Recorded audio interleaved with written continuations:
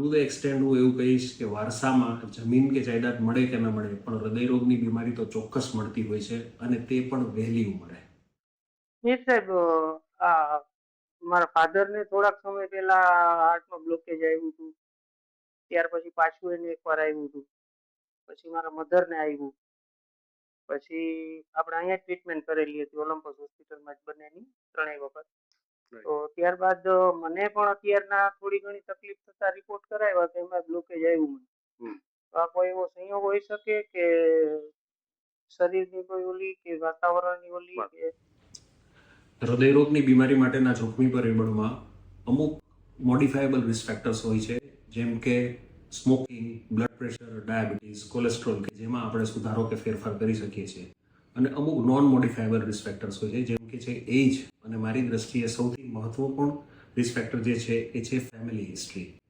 જો આપણા grand parents કે બ્રધર્સ અને સિસ્ટર્સમાં હાર્ટ ડિઝીઝની બીમારી હોય છે તો આપણને થવાની શક્યતા અનેક ગણી વધી જતી હોય છે. ટુ ધ એક્સટેન્ડ હું એવું કહીશ કે વારસામાં જમીન જાયદાદ મળે કે ન મળે પણ હૃદયરોગની બીમારી તો ચોક્કસ આવતી હોય છે. અને માત્ર હૃદયરોગની બીમારી જ નહીં, પણ હૃદયરોગ વખતે થતા સડન ડેથ કે અચાનક મૃત્યુની જે ઘટના હોય છે એ બી ઉત્તરોત્તર વારસામાં આવતી હોય છે. ઘણા દર્દીઓમાં 2 ભાઈઓમાં કે ફાધર અને સનમાં કે મધર અને સનમાં એક જ સરખી નળીઓમાં એક જ સરખી જગ્યાએ એક જ સરખા બ્લોક્સ બી મેં અનેકવાર જોયેલા છે.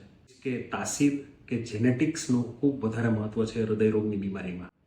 અને તાસીર એ એવી વસ્તુ છે કે જે જન્મથી આવે છે અને મૃત્યુથી જાય છે, એ બદલી શકાતી નથી.